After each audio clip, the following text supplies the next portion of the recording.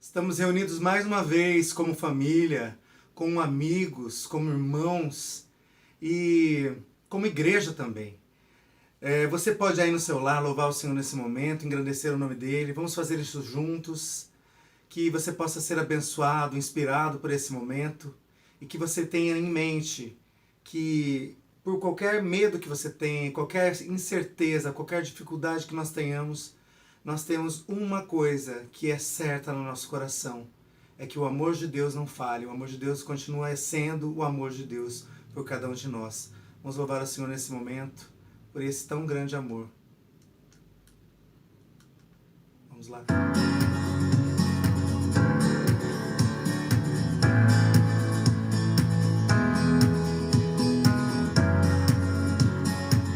Você pode louvar na sua casa também, vamos louvar. Nada vai me separar, mesmo se eu me abalar, teu amor não falha.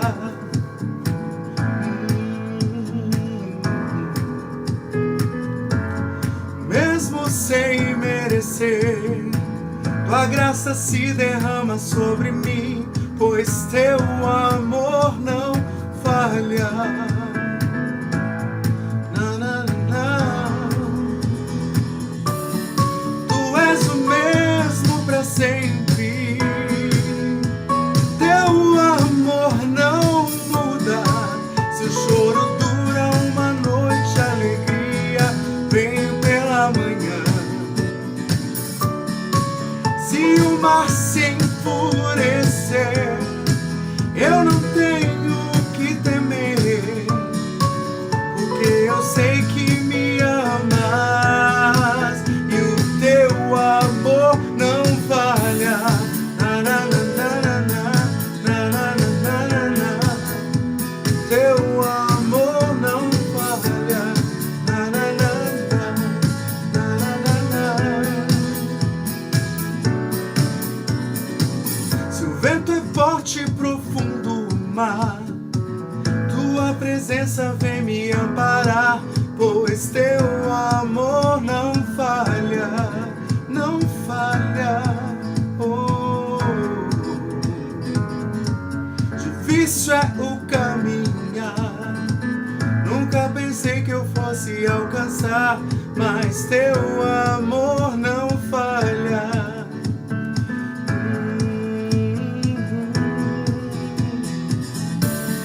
Tu és o mesmo para sempre, teu amor não muda. Se o choro dura uma noite, a alegria vem pela manhã. Se o mar se enfurecer, eu não tenho o que temer, porque eu sei que me amas e o teu amor não falha. Na, na, na, na. Tu fazes que tudo coopere para o meu bem. Tu fazes que tudo coopere para o meu bem. Tu fazes que tudo coopere para o meu bem. Tu fazes que tudo coopere para o meu bem. Tu és o mesmo para sempre, teu amor não muda. Se o choro dura uma noite, a alegria vem pela manhã. Se o mar se enfurecer, eu não tenho o que temer, porque eu sei que me amas e o teu amor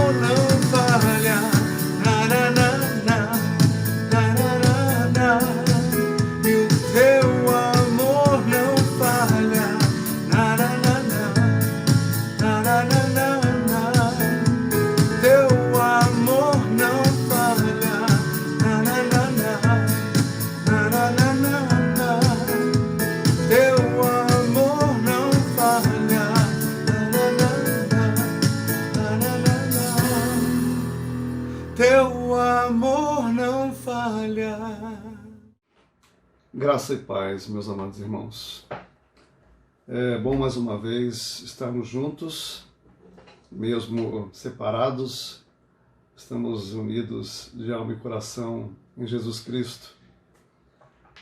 Eu espero que todos estejam bem e eu quero iniciar esse nosso encontro lembrando você mais uma vez da nossa responsabilidade com a obra de Deus, com a contribuição, nossos dízimos e nossas ofertas.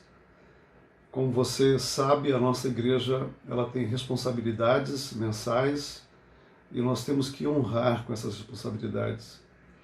E graças a Deus, com a fidelidade, a generosidade dos irmãos, nós tivemos esse mês as contribuições, mas pedimos que o irmão continue firme, lembrando que a responsabilidade é minha e a sua. E nós vivemos um tempo bem complicado. E por isso Deus está chamando o seu povo, cada um de nós, à fidelidade ao compromisso. E talvez mais do que em qualquer outro momento, um momento como esse, no qual vivemos, é um momento onde Deus está chamando o seu povo fiel. Eu gostaria de lembrar você também do desafio do nosso presidente para orarmos e jejuarmos no domingo. Então, você que pode, que não tem problema de saúde, eu quero convocar você a passar esse domingo em oração e em jejum, da maneira como você puder, escolha a sua forma de jejum, mas se você puder, jejue, clame ao Senhor. Nós queremos pedir a libertação no nosso país e pedir pelo mundo, pelas famílias que estão sofrendo perdas. A gente fala sobre o índice baixo de mortes no nosso país, mas, meus irmãos, todos nós sabemos, são vidas. Poderia ser um de nós, um familiar. E então, esses números são pessoas. E nós precisamos orar para que essa praga seja detida e que o Brasil possa voltar à normalidade, como também o mundo. Então, vamos orar, vamos clamar ao nosso Deus. A oração, meus irmãos, pode mudar os rumos da história, porque nós temos certeza de que a vontade de Deus é o bem de todos os homens. E certamente, se Ele permitiu essa situação, Ele tem propósitos que nós não entendemos e não conhecemos plenamente. Mas nós somos chamados por Deus para ser luz e sal neste mundo e cooperar com Deus nos propósitos que Ele tem para a nossa nação. Então, jejue e ore nesse domingo. Tá bom? Vamos clamar a Deus, vamos orar. Quero que você se una aí, se você estiver com sua família, ou se estiver só, mas se una a nós, o povo de Deus, nesse momento de oração. Senhor, louvado seja o teu nome. Por mais esse culto que estamos realizando como igreja, e estamos reunidos em nome do Senhor Jesus como igreja neste momento. Nós somos a tua igreja espalhada nesta cidade e desejamos glorificar o teu nome e fazer diferença, mesmo nas condições que nos encontramos agora. Ah, Pai, sabemos que o teu poder não tem limites. Paulo estava aprisionado em Éfeso, em Roma, mas ele diz que o Evangelho de Cristo não estava algemado. Nós estamos enclausurados, mas o Evangelho de Cristo não está preso. E nós te louvamos porque onde estamos, podemos viver o Evangelho para a glória do nome de Jesus. Senhor, vem nos abençoar na ministração da tua palavra, nessa nova série que começamos hoje. Que ela seja uma grande bênção para a nossa vida, a vida da tua igreja. Abençoa todos os que estarão ouvindo e participando deste culto dedicado ao Senhor. Em nome de Jesus. Amém. Queridos, eu quero começar uma nova série no livro de Neemias. O livro de Neemias é um livro fantástico. E por isso, orando, pensando no que ministrar nesse momento, Deus trouxe ao meu coração o livro de Neemias. Então, no livro de Neemias, eu vou ministrar 5 mensagens a respeito da obra de Deus no mundo. E eu quero começar hoje falando com vocês sob o título Cooperando com as Ações de Deus no Mundo. Hoje nós seremos desafiados a responder ao chamado de Deus. Deus nos chama para cooperar com Ele no trabalho que Ele realiza no mundo. Deus está trabalhando no mundo, Deus está agindo no mundo, Deus está fazendo uma grande obra no mundo. E Ele chama a sua igreja para participar daquilo que Ele está realizando no mundo. E eu espero que nesta noite o Espírito de Deus nos convença de que há um chamado para cada um de nós para participar daquilo que Deus está fazendo no mundo. Eu vou usar nessa meditação os 3 primeiros capítulos de Neemias, pensando alguns versículos que vão nos ajudar a compreender esse chamado de Deus para o seu povo. Neemias, ele vivia na cidadela de Suzã, que era capital de inverno do Império Medo-Persa. Isso por volta do ano 444 a.C. Ele vivia uma vida confortável, uma vida tranquila, uma vida luxuosa, porque ele vivia no palácio. O livro de Neemias e Esdras formam um único livro na Bíblia hebraica como na Septuaginta, aquela versão grega que foi traduzida do hebraico um pouco antes, uns 200 anos antes aproximadamente de Cristo.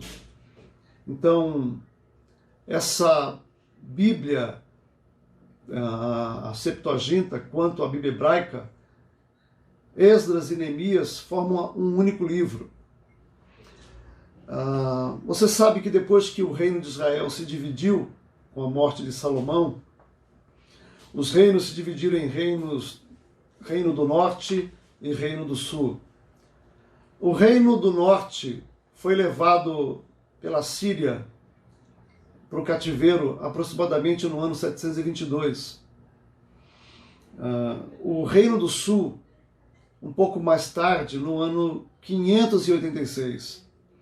Então, o que acontece com o povo de Deus é que o reino do norte desapareceu completamente, mas o reino do sul, os profetas disseram que o cativeiro duraria aproximadamente 70 anos e depois então o povo voltaria para Jerusalém.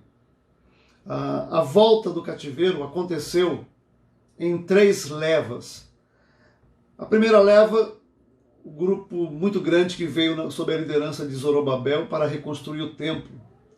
Depois, a segunda leva veio sob a liderança de Esdras, cujo objetivo era ministrar a lei. A terceira leva veio com Neemias, cujo objetivo era a reconstrução dos muros, o objetivo principal.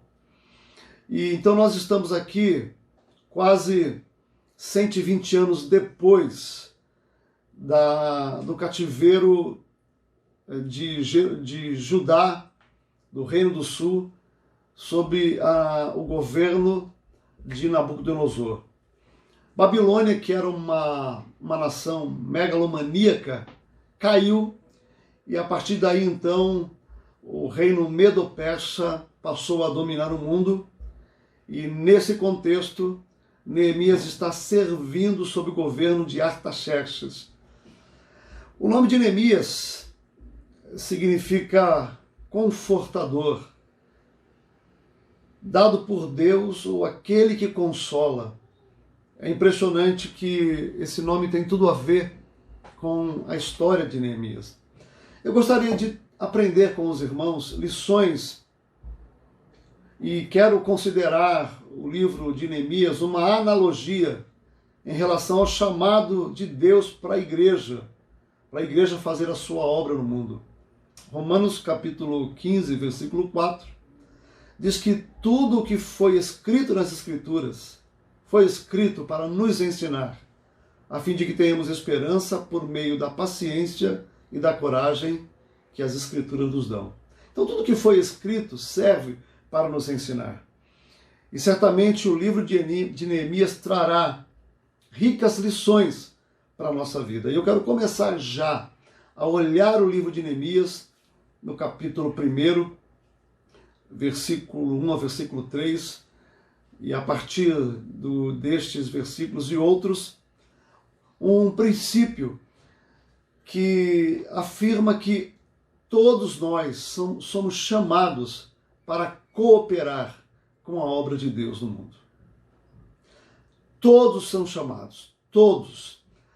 E a gente vai ver que quando Deus chama Neemias se encontrava, como diz o versículo 1, na cidade de Suzã, numa condição de tranquilidade, de luxo, porque era copeiro do rei. E a condição de copeiro é uma condição muito especial, que nós já vamos ver daqui a pouco. E aí, de repente, uma comitiva que vem de Jerusalém, vai ao encontro de Neemias, e Hanani, um dos seus irmãos, responde à pergunta de Neemias a respeito de como se encontrava o povo que tinha voltado do cativeiro da Babilônia. Como é que estava o povo na terra? E aí, Hanani apresenta um relatório triste, dizendo que havia miséria, doença, escravidão, que o templo ainda não havia sido reconstruído, que as muralhas estavam destruídas, como você pode observar aí no versículo 1 até o versículo 3. E aí o texto vai nos dizer que Neemias chorou, lamentou e colocou no seu propósito, no seu coração, de falar com o rei. O capítulo 1 termina com essa descrição. Ele diz, versículo 11, Senhor, que os teus ouvidos estejam atentos à oração deste teu servo e à oração dos teus servos que têm prazer em temer o teu nome. Faze que hoje este teu servo seja bem-sucedido, concedendo-lhe a benevolência deste homem, se referindo ao rei. Na época, eu era o copeiro do rei. Então, quando Neemias sabe da condição do povo, ele é tocado por Deus e sente o chamado de Deus para ser um agente de Deus na vida da nação. Jerusalém ficava aproximadamente a 1.500 quilômetros de Suzã. Isso significa que ele teria que fazer uma viagem de 3 ou 4 meses, dependendo das condições do clima, da estrada. E isso demonstra que Neemias recebeu um chamado de Deus para se envolver. E eu quero dizer para você que não importa o tempo, o lugar, as condições, o grau de dificuldade. Deus nos chama para cooperar com Ele e com aquilo que Ele está fazendo no mundo. Jerusalém estava destruída, fome, doenças, injustiças e falta de recursos. Mas nesse momento Deus chama Neemias. E quando nós olhamos para as Escrituras, em todo o Novo Testamento, inclusive no Antigo Testamento, a gente percebe que Deus chamou, separou um povo na terra. A igreja no passado, Israel, a igreja no presente, a comunidade cristã, foram chamados por Deus para cooperar com Deus na obra que Deus está fazendo no mundo. Peço que você abra a sua Bíblia em Tito, capítulo 2, verso 14. Diz assim, falando de Deus, o qual a si mesmo se deu por nós em Cristo, a fim de resgatar-nos de todo pecado e purificar para si um povo exclusivamente seu e zeloso de boas obras.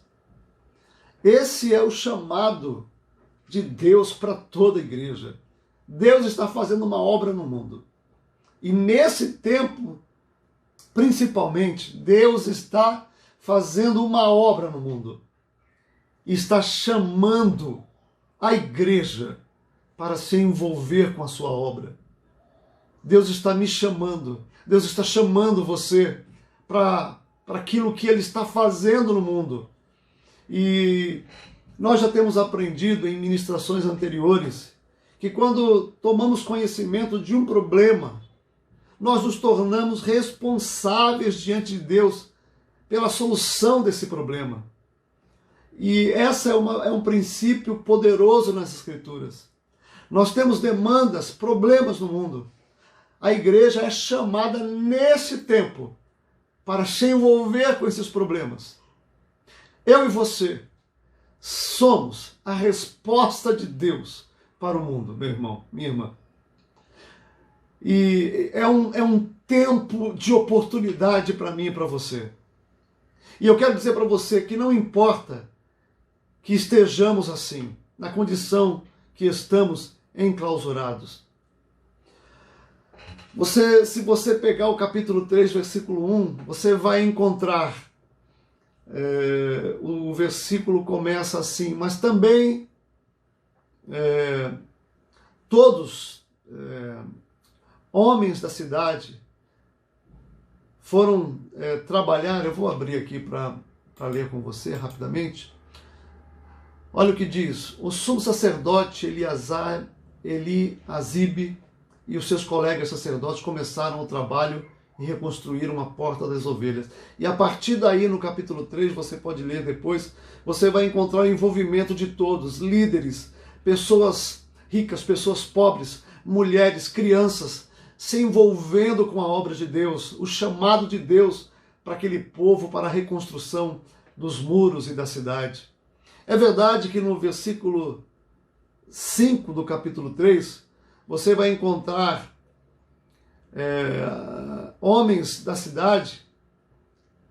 Veja o que diz: os homens da cidade de Tecoa construíram o trecho seguinte, mas os homens importantes da cidade não quiseram fazer o trabalho braçal que os mestres de obra mandaram. Apesar de ter havido uma adesão em massa ao trabalho de Deus, haviam homens nobres que não queriam sujar as mãos.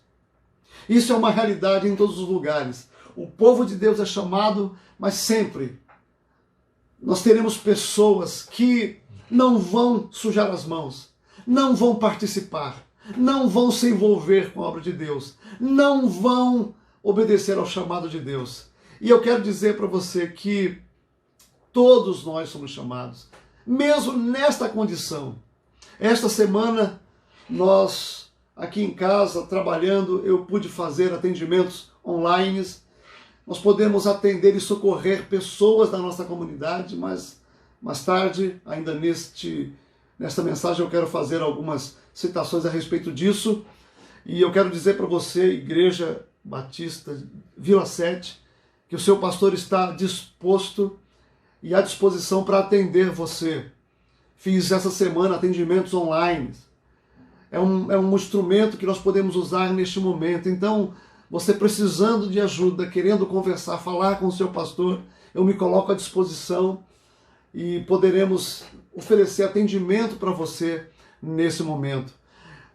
Não importa se você está enclausurado, você pode trabalhar, você pode fazer a obra de Deus. Existem diversas maneiras da gente fazer isso. O nosso chamado é um chamado para realizar a obra de Deus. Estava conversando com um membro da Igreja Bola de Neve na semana retrasada, e ele estava me falando que a Bola de Neve tem um processo de envolvimento para aqueles que começam a trabalhar na igreja, bem interessante. É um processo chamado zeladoria.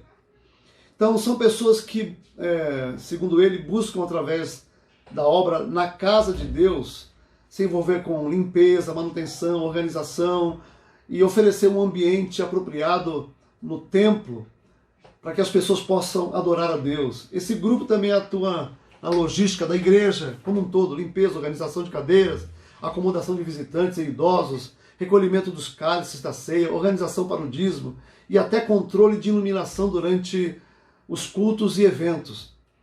É interessante que a pessoa que quiser ocupar qualquer cargo na Bola de Neve precisa passar pelo que eles chamam de zeladoria. Eu quero dizer para você que na Igreja de Deus há também uma zeladoria, só que na Igreja de Deus todos são chamados para ela. Não existe uma categoria de liderança que não está no processo de serviço e liderados que estão. Eu sei que não é isso o que significa o trabalho da Bola de Neve, mas eu estou dizendo para você que no reino de Deus todos estão nessa categoria de zeladoria. Todos são zeladores. Todos são chamados para trabalhar na obra de Deus. Esse é o chamado de Deus para mim e para você, meu querido. E se eu pudesse colocar aqui qual seria a obra de Deus no mundo, eu dividiria esse trabalho para o qual Deus está nos chamando para cooperar com Ele em 3 aspectos. A primeira grande obra de Deus no mundo é proclamar o Evangelho, chamando o homem para se reconciliar com Cristo. Essa é a primeira grande obra de Deus no mundo. A igreja tem uma missão. A missão da igreja é proclamar o Evangelho. Por isso, meu irmão, você pode, de onde você está na sua casa, proclamar o Evangelho. Use o WhatsApp, use as redes sociais, use o Instagram, use o Facebook. Nós temos ferramentas através das quais nós podemos emitir mensagens, conversar com pessoas e fazer contatos onde a gente possa proclamar o Evangelho da cruz. Meu irmão, eu penso que se Deus está fazendo alguma coisa e Ele está nesse momento que o mundo enfrenta, é um chamado para a igreja proclamar o Evangelho, um despertar da igreja para a sua vocação esquecida, esse compromisso de amor com aqueles que estão no mundo e não conhecem a verdade. Essa é uma grande obra de Deus e nós somos chamados para cooperar. Paulo diz que nós chamamos as pessoas e Deus, através de nós, diz ao mundo: vocês devem se reconciliar com Deus através de Jesus Cristo. Jesus morreu numa cruz para salvar a humanidade e dar aos homens a esperança de uma vida de significado, de pertencimento, de eternidade. E nós somos chamados, nós temos esta mensagem tão gloriosa, tão extraordinária, que é proclamar Jesus Cristo, que é anunciar Jesus Cristo ao mundo. Nós somos chamados para isso. Um segundo aspecto da obra de Deus no mundo é atuar em uma comunidade cristã com dons, serviços e generosidade. Meus irmãos, a obra de Deus no mundo acontece principalmente pela Igreja de Jesus no mundo. E a Igreja de Jesus no mundo, ela tem mecanismos de trabalho, de serviço, como o compromisso de amar, de exortar, de consolar as pessoas, de ministrar as pessoas através dos nossos dons e de atuar com generosidade para a manutenção da obra de Deus no mundo, através de contribuições, participações, dízimos e ofertas. Atuar numa comunidade e amar esta comunidade e servir esta comunidade é um dos aspectos fundamentais da obra de Deus no mundo. O terceiro aspecto é servir a Deus com excelência em tudo o que fazemos na sociedade. Meus irmãos, a maneira de nós darmos testemunho para o mundo no dia a dia é uma vida de excelência, vivendo de acordo com os princípios da palavra de Deus, vivendo de acordo com os valores da palavra de Deus e fazendo tudo da melhor maneira que nós pudermos. Se você quiser entender a diferença de crentes que trabalham com excelência e de não crentes que não trabalham ou trabalham com excelência, eu quero usar uma ilustração. Pense numa folha sulfite e divida essa folha numa linha vertical no meio da folha e numa linha horizontal também no meio da folha. Imagine isso e coloque lá em cima da folha a palavra excelência e coloque lá embaixo da folha a palavra mediocridade. Coloque do lado esquerdo, no meu caso aqui, a palavra cristão e coloque do lado direito a palavra não cristão.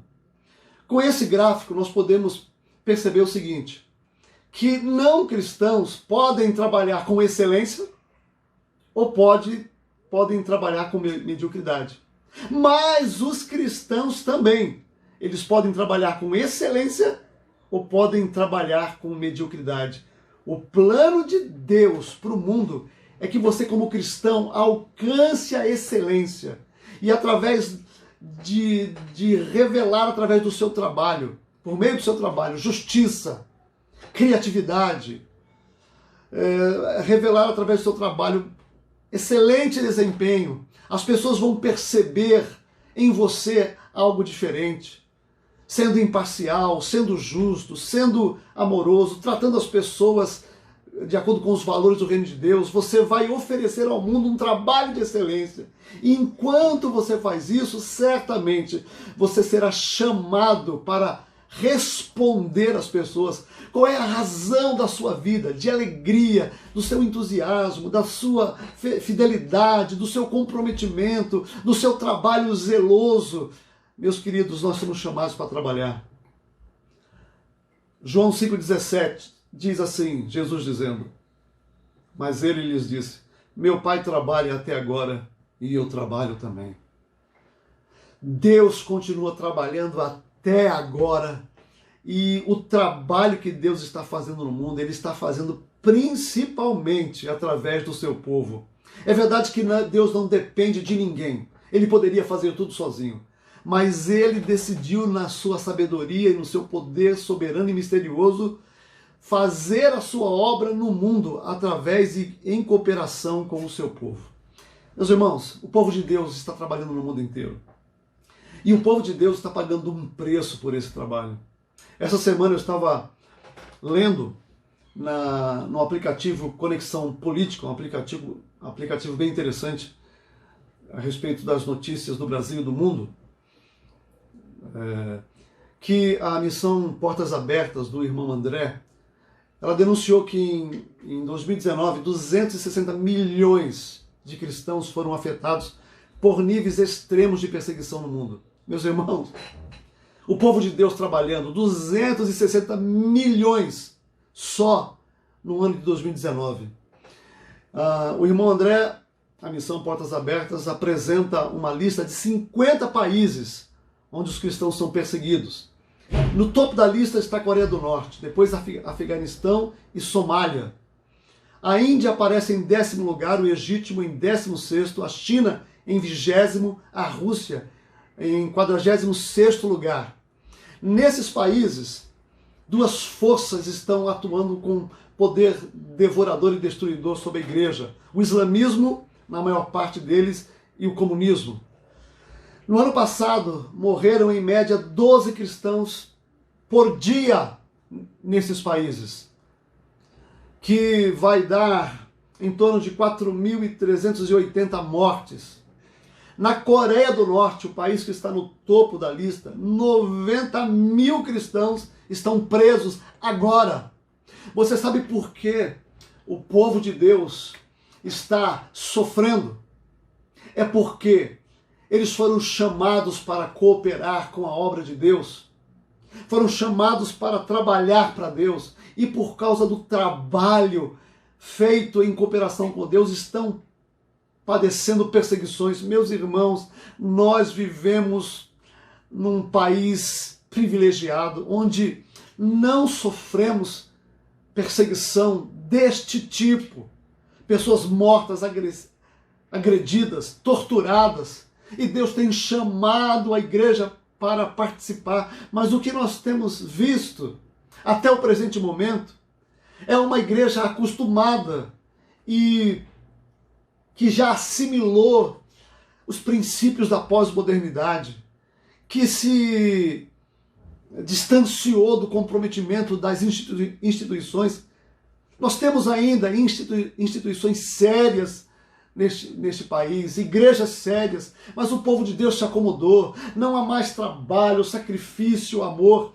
No entanto, o povo de Deus espalhado pelo mundo está trabalhando. 260 milhões de irmãos perseguidos severamente, espalhados pelo mundo, pagando o preço porque estão trabalhando para Deus. Nós não encontramos esse tipo de notícia na nossa mídia, mas é isso que está acontecendo. E eu e você somos chamados para cooperar com Deus.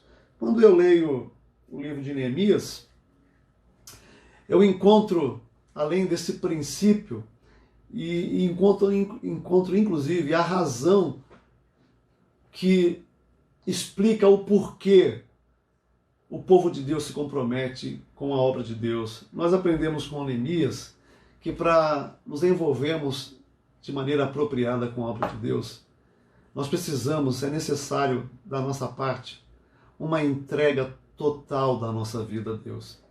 Isso é uma questão muito séria. Por que não há envolvimento, sacrifício, trabalho, dedicação? Por que não há, inclusive, abundância de recursos na comunidade cristã? Os recursos de Deus, lembre-se, se encontra com o povo de Deus. Os recursos de Deus são administrados por mim e por você. Deus colocou todos os recursos da obra dele nas mãos do seu povo. Se a igreja sofre sem recursos, é porque o povo de Deus está retendo aquilo que pertence a Deus. E o princípio de Malaquias ainda é verdadeiro. Aqueles que se apropriam da obra de Deus, daquilo que pertence a Deus, estão lesando a Deus, estão roubando a Deus. Nós somos chamados para entregar a nossa vida toda a Deus, incondicionalmente, sem nenhuma restrição. Quero lembrar você que no versículo 4 do capítulo 1, Neemias diz que quando eu ouvi isso, me sentei e chorei durante alguns dias, e fiquei chorando, e não comi. E fiz a Deus esta oração: ó Senhor, Deus do céu, Tu és grande e nós te tememos, Tu és fiel e guardas a Tua aliança com aqueles que te amam e obedecem aos Teus mandamentos. Olha para mim, Deus, e ouve as orações que eu faço dia e noite em favor dos Teus servos, o povo de Israel. Eu confesso que nós, o povo de Israel, temos pecado. Os meus antepassados e eu temos pecado contra o Senhor. Aí ele termina no versículo 11 falando da oração, dizendo da responsabilidade. Meus irmãos, para haver entrega total, é preciso primeiro que a gente tenha tristeza, compaixão e consciência do nosso chamado à oração, para apresentar as necessidades que vêm ao nosso encontro diante de Deus e nos colocarmos à disposição do Senhor. Precisa haver compaixão, sensibilidade, empatia. E empatia com a obra de Deus, como diz o Hernandes Dias Lopes, os problemas da cidade eram os seus problemas, se referindo a Neemias. A dor da sua gente era a sua dor. Isso se chama compaixão, isso se chama empatia. A igreja precisa de quebrantamento. Meu irmão, eu e você precisamos de quebrantamento. O Espírito de Deus precisa quebrantar o nosso coração, para que a gente se envolva por causa da compaixão, da sensibilidade, do comprometimento, da nossa consciência de chamado. Eu e você somos chamados para a zeladoria, zeladores de Deus, aqueles que vão fazer a obra de Deus no mundo. Meu irmão, Deus não tem plano B. O chamado de Deus é para mim e é para você. Não há plano B. É você, sou eu. E Deus te chama para ser sensível, para ter compaixão, para ter empatia e se envolver, e nós vemos isso. Mas há um princípio em Neemias que eu, enquanto estudava e lia, fui impactado por ele. É o princípio que diz que a entrega se dá quando Deus e a sua obra se tornam mais importantes que a nossa própria vida. Se você olhar aí o capítulo 2, olha o que diz o capítulo 2, versículo 1. O que vou contar, numa outra linguagem da Bíblia, aconteceu 4 meses mais tarde, no 20º ano do reinado de Artaxerxes. E o versículo 2 diz que, assim, vamos ler também o finalzinho do versículo 1. Um dia, quando o rei estava jantando, eu peguei vinho e o servi. O rei nunca me havia visto triste. E por isso perguntou: por que você está triste? Você não está doente? Portanto, deve estar se sentindo infeliz. Então eu fiquei com muito medo. E aí Neemias responde: viva o rei, e vai explicar ao rei porque ele estava triste. Enquanto ele fala, o rei perguntou: o que você quer? No versículo 4, aí o versículo diz: e eu orei ao Deus dos céus. E aí, orando, depois de orar, fazer essa oração, ele faz o pedido ao rei. Eu quero explicar para você o que está acontecendo aqui. 4 meses se passaram entre o encontro de Neemias com Hanani e agora a entrada na presença do rei com um semblante triste. Eu acredito que Neemias não estava forjando uma situação de tristeza. Na verdade, durante esses 4 meses, ele passou chorando e orando e triste, mas quando ele entrava na presença do rei, ele tentava tirar da sua face a tristeza, porque ele sabia do risco que ele corria. Tanto é que o texto diz no versículo 4 do capítulo 2, no versículo 2 do capítulo 2, que quando o rei perguntou por que ele estava triste, ele teve medo. Por quê? A função do copeiro era provar o vinho do rei nos seus aposentos. Ele supervisionava não só o vinho, mas toda a alimentação do palácio, e antes do rei ingerir qualquer bebida ou comida, o copeiro tomava e comia antes, porque se estivesse envenenado, ele seria o primeiro a morrer. E então, a função de copeiro, segundo Bill Arnold, era não só de copeiro, mas de um conselheiro pessoal. Ele chega a dizer que Neemias tinha quase a função de um primeiro-ministro, como braço direito do rei Artaxerxes. Então, ele chegando com uma face triste, podia transmitir para o rei uma mensagem perigosa. Será que Neemias está com medo por causa de uma conspiração? Isso poderia levar Neemias à morte. Você lembra o que aconteceu com o copeiro do rei do Egito, o copeiro e o padeiro, que por suspeita de traição foram presos com José? Aquela medida levou o padeiro à morte. O copeiro foi reintegrado, mas o padeiro foi morto. Neemias estava correndo risco de morte. Mas, meus irmãos, vejam o que é interessante. A dificuldade era grave. Esse mesmo rei, na leva que foi com Esdras, por causa da perseguição dos inimigos, decretou o fim da obra da reconstrução do templo.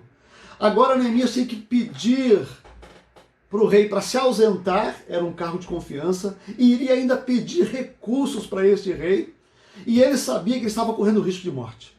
Por isso, meus irmãos, Neemias orou durante 120 dias. Eu quero dizer para você, quero que você olhe para mim aqui. Irmão, entregar a nossa vida a Deus, para a obra de Deus, requer que a gente ame mais a Deus e a sua do que a nossa própria vida. E esse tipo de entrega não pode ser banalizada e nem é uma coisa fácil de ser feita. Ela vai exigir de nós reflexão, oração, jejum e o desenvolvimento de uma consciência das implicações de você servir a Deus da maneira como Deus quer que você sirva. Porque o chamado de Deus é ser fiel até a morte. Esse é o chamado de Deus para a igreja.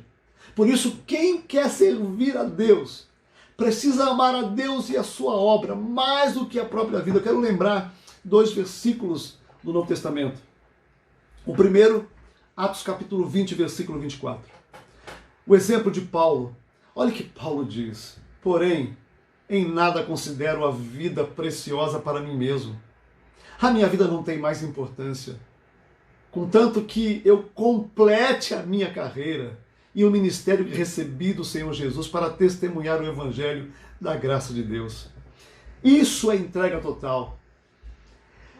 Você passa por um processo duro, é um parto, são dores de parto quando você decide não brincar de Evangelho, mas entregar tudo o que você é e o que você tem a Deus para cooperar com a obra de Deus. Isso é um parto. Neemias viveu isso na pele, na carne.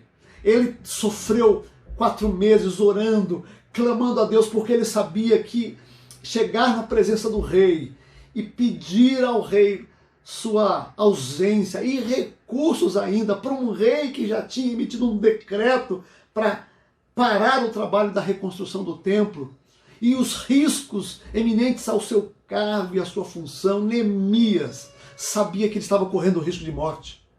Mas ele decidiu, a semelhança de Esther, quando viu o seu povo correndo risco de morte por causa de tramas dos inimigos e teve que ir na presença do rei, ela disse lá: se eu morrer, eu morri, mas estou aqui para fazer a obra de Deus. É esse tipo de compromisso que nós precisamos para o envolvimento com a obra de Deus. Irmão, menos que isso é religião, não é cristianismo. Mesmo que isso é envolvimento qualquer, não é compromisso. O compromisso envolve esse tipo de trabalho. Neemias esperou 120 dias e nesse tempo ele orou e colocou a sua vida nas mãos de Deus. Certamente ele disse: Senhor, não importa o que vai acontecer comigo, eu percebo e sinto que o Senhor está me chamando. Se esse chamado implica em eu morrer, estou aqui, a minha vida está nas tuas mãos. Faz da minha vida o que o Senhor quiser. E além disso, meus irmãos, eu quero lembrar você que ele vivia numa condição de luxo, de riqueza, ele foi criado no cativeiro, ele não conhecia Jerusalém. O que aconteceu com Neemias foi um chamado genuíno de Deus ao seu coração. E indo para Jerusalém, ele sabia que a jornada de 3, 4 meses, com Jerusalém cercada por inimigos, ele com a intenção que ele tinha de reconstruir os muros da cidade, ele seria alvo dos inimigos ao redor de Jerusalém. Ele iria correr risco de morte, mas mesmo assim ele se colocou à disposição. Você quer se envolver com a obra de Deus? A Bíblia fala, você precisa entregar. Mas olha, não seja displicente, porque esse chamado vai envolver de você oração, reflexão, vai chamar você a pensar e refletir na natureza do chamado de Deus para a sua vida, na natureza do envolvimento que Deus quer que você tenha com a sua obra, que vai levar você a ter que sair da sua condição de comodidade, de conforto, e a se esforçar para fazer coisas que naturalmente você não vai querer fazer, de ajudar e trabalhar e se envolver em situações difíceis, problemáticas, que vai trazer para você impaciência, angústia, dor, sofrimento. Mas este é uma parte fundamental do chamado de Deus para o seu povo, é um chamado para o sofrimento. Todos aqueles que querem participar da obra de Deus no mundo estarão indo para um confronto contra Satanás, contra o demônio e contra agentes possuídos por Satanás que vão atacar a igreja de dentro e de fora, como nós veremos na história de Neemias. Meus queridos, eu quero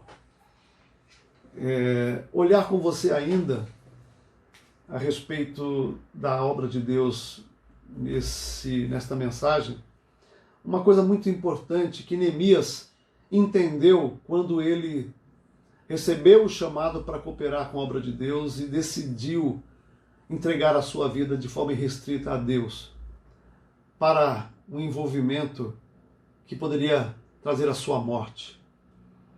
Eu quero lembrar você que Jesus disse lá em Mateus 10:39, quem acha a sua vida perdê-la-á. Quem todavia perde a sua vida por minha causa, acha-la. Meus queridos, é no processo de morte, é no processo de sofrimento, é no processo de angústia que no trabalho da obra de Deus nós encontramos vida. A vida vem através da morte, da dor e do sofrimento. A vida de Cristo em nós. O livro de Neemias, no capítulo 2, vai nos mostrar um princípio importante a respeito do nosso envolvimento, e quando nós nos envolvemos com a obra de Deus, nós vamos aprender que nós trabalhamos em cooperação com Deus, contando com os recursos extraordinários de Deus. Veja que ele orou a Deus, versículo 4, e aí ele pediu, veja o que ele diz, versículo 7 do capítulo 2. E ainda disse o rei, se ao rei parecer bem, dê-me cartas para os governadores da além do Eufrates, para que me permitam passar e entrar em Judá, governadores que iriam criar dificuldades para Neemias. Como também carta para Asaf, guarda das matas do rei, para que me dê madeira para as vigas das portas da cidadela, do templo, para os muros da cidade e para a casa em que deverei alojar-me. E o rei mas deu, porque a boa mão do meu Deus era comigo. Meus amados irmãos, nós precisamos aprender que quando nós cooperamos com Deus, nós contamos com os recursos extraordinários de Deus. O que aconteceu aqui com Neemias é algo impossível. Impossível. Um rei oferecer da sua nação sem ganhar absolutamente nada com isso, dar recursos para a reconstrução de uma nação que ele ainda continha dentro do seu povo súditos desta nação, que estavam ali sob cativeiro. Meu irmão, isso é um milagre. Mas eu e você precisamos contar com os recursos de Deus. Eu quero dizer para você, eu conto com os recursos de Deus para a obra de Deus. Os recursos financeiros que virão de uma forma ou de outra. Se Deus permitir que a gente passe dificuldades, Ele tem seus propósitos para trabalhar no nosso coração, na nossa vida, mas Ele é quem sustenta a obra dele. E Deus vai sustentar a sua obra, meu irmão, porque ainda milhares de pessoas, milhões de pessoas no mundo que não se curvaram ao espírito de época, ao espírito do inimigo, se afastando da obra de Deus e do compromisso com Deus. E eu tenho aprendido isso. Eu lembro de uma ocasião que eu decidi pedir uma bolsa de estudo para o dono de uma faculdade aqui em Maringá, de uma pessoa da nossa igreja. E eu não tinha relacionamentos com essa pessoa, não tinha intimidade, mas eu senti da parte de Deus que deveria ir com a cara e coragem de pedir uma bolsa integral. E eu fui ali, orando e dizendo, Senhor, Tu sabes a minha fragilidade, mas eu sei que há nas Tuas mãos recursos e o Senhor pode abrir portas. E eu, a semelhança de Neemias, enquanto falava aquele homem, orava, pedindo que Deus quebrantasse o seu coração. Depois de falar um pouco da história da minha vida, de como Deus usou pessoas para me sustentar, para me capacitar e possibilitar que eu estudasse tanto teologia como psicologia, no final daquela conversa, aquele homem pegou a sua caneta, pegou um papel, assinou, dizendo, pode levar esse papel na administração, e ele deu a bolsa integral de psicologia para essa pessoa. Deus tem recursos à nossa disposição, e quando nós trabalhamos com Ele, nós temos que contar com os recursos dEle. Eu estava essa semana dizendo para os irmãos, Nós tivemos pessoas que pediram remédios, nós ajudamos viúvas que estavam passando dificuldade, ajudamos pessoas precisando de cestas básicas, e aqui de casa, eu e a Carmen, trabalhamos nessa direção, e a Carmen acabou tomando a frente e fazendo os contatos. Recebi contatos de pessoas que eu passei para ela, dizendo para mim: pastor, eu estou à disposição de ajudar com dinheiro, com recursos, e até visitar essas pessoas. Nós colocamos esse contato, eu coloquei esse contato com a Carmen foi lá, acionou essa pessoa conseguiu remédios, conseguimos dinheiro, conseguimos cestas básicas, estamos trabalhando porque contamos com os recursos de Deus. A Carmen teve uma experiência interessante essa semana com uma pré-adolescente. Ela costuma, todo ano, dar uma oferta para ela comprar ovo de Páscoa. Esse ano ela também fez a mesma coisa, e aí deu a oferta. Aí depois a criança, conversando com ela, eu não sei se foi por telefone ou por WhatsApp, mas estava dizendo: tia, eu quero contar a minha experiência para você. Olha que coisa tremenda. Essa criança, em função desse momento que nós estamos vivendo, os pais com dificuldade, ganhou uma oferta, não sei se foi da avó, de alguém da família, e para comprar o ovo. Mas quando ela viu os pais nessa dificuldade, ela decidiu dar a oferta para os pais, entendendo que Deus estava tocando no coração dela para dar a oferta. Quando essa oferta da Carmen chegou nas mãos dela, ela ficou emocionada e escreveu para a Carmen: tia, a oferta que a tia me deu foi exatamente a quantidade da oferta que eu recebi e dei para os meus pais, e Deus foi fiel. Meus irmãos, o nosso Deus é um Deus assim. Um Deus que quer nos ensinar através da nossa bondade, da nossa generosidade. Deus está me ensinando, esta criança, a importância de nós sermos generosos e contribuirmos. Deus vai honrar, meu irmão, Deus vai honrar a sua contribuição, a sua fidelidade, o seu envolvimento, como fez com esta criança. Porque o nosso Deus é um Deus tremendo. E o chamado de Deus é: coopere com a obra de Deus e conte com os recursos de Deus. Conte com o poder do Espírito Santo para testemunhar. Conte com o poder do Espírito Santo para ministrar a vida das pessoas. Conte com o poder do Espírito Santo para enfrentar dificuldade, tribulação, sofrimento e ser capacitado, animado, motivado, ungido por Ele. Conte com os recursos de Deus em oração. Fale com Deus. Coloque o mundo nas mãos de Deus. Coloque o Brasil nas mãos de Deus. Coloque o nosso presidente nas mãos de Deus. Coloque as pessoas nas mãos de Deus. Vamos orar. Há recursos que estão à nossa disposição, inesgotáveis, e Deus nos chama para fazer a obra dele com os recursos dele. Ele não só nos dá os recursos, mas direciona para aqueles que precisam. Meu querido, que Deus abençoe a sua vida. Eu espero em Deus que através desta palavra e das ministrações que nós vamos fazer no livro de Neemias, você seja desafiado a se envolver com a obra de Deus. Que Deus te abençoe. Vamos orar. Senhor, abençoa o teu povo e aqueles que estão sentindo o desafio de se envolverem com a tua obra, confirma isso no coração deles. Pai, faz algo novo nesse momento no mundo. Um momento muito especial, um momento peculiar.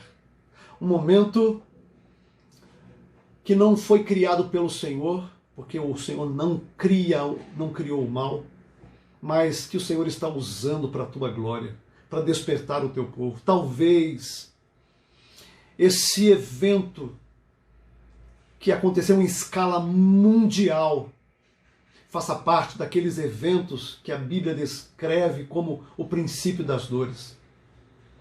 Esses eventos de escala mundial, intercontinental, como a Primeira e a Segunda Guerras mundiais, são eventos que indicam provavelmente que nós estamos caminhando para o final.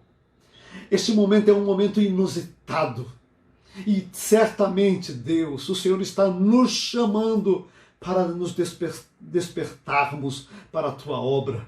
Aqueles que estavam frios, aqueles que estavam indiferentes, aqueles que estavam alienados, aqueles que estavam em rebeldia, em desobediência, que estavam não estavam envolvidos, Senhor, que a partir de agora sintam o chamado do Senhor, porque certamente o Teu Espírito está usando isso para despertar a Tua igreja para um envolvimento maior. Faz isso comigo, faz isso com o Teu povo e abençoa o Teu povo, Deus. Guarda, Senhor, os idosos, guarda, Senhor, aqueles que estão em condição vulnerável, guarda, Senhor, em todos os lugares, em todas as casas onde o Teu povo se encontra, protege, guarda, Senhor, que ninguém fique doente, que ninguém morra, que a bênção do Senhor milagrosa esteja sobre o Teu povo, sobre a minha casa, sobre a casa do Teu povo. Senhor, esta é a minha oração e ministra ao nosso coração, ó Deus. Que o Teu grande amor, a graça revelada em Jesus Cristo e as consolações do Espírito sejam conosco agora e sempre, em nome de Jesus. Amém. Querido, que Deus te abençoe. Fique firme. O Senhor é contigo. E seja fiel, participe, Deus há de usar a sua vida. Amém.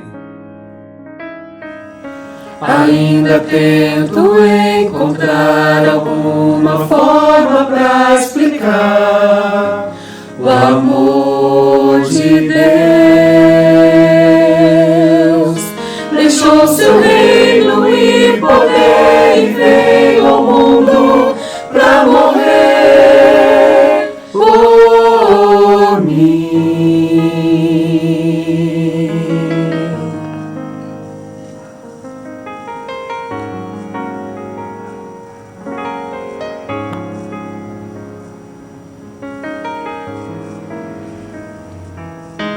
Quem tinha tudo aos seus pés caiu de tanto apanhar em meu lugar.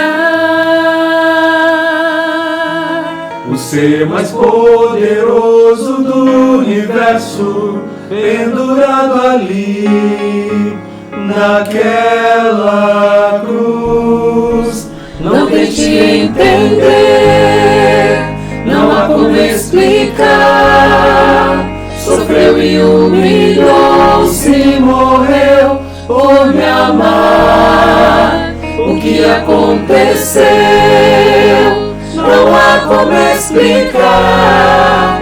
A cena do Calvário me fez parar pra pensar.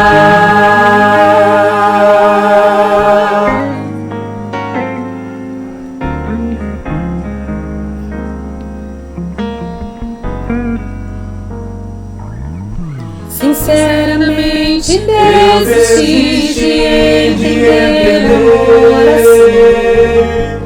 É surreal. Podia bem nos esquecer e tudo novo refazer, mas me amou. Preferiu me resgatar a morte que eu tinha em mim, tomou pra si e devolveu a vida eterna. O seu amor, não tente entender, não há como explicar. Sofreu e humilhou-se, morreu por me amar. O que aconteceu? Não há como explicar. A cena do Calvário me fez parar. Não tente entender, não há como explicar.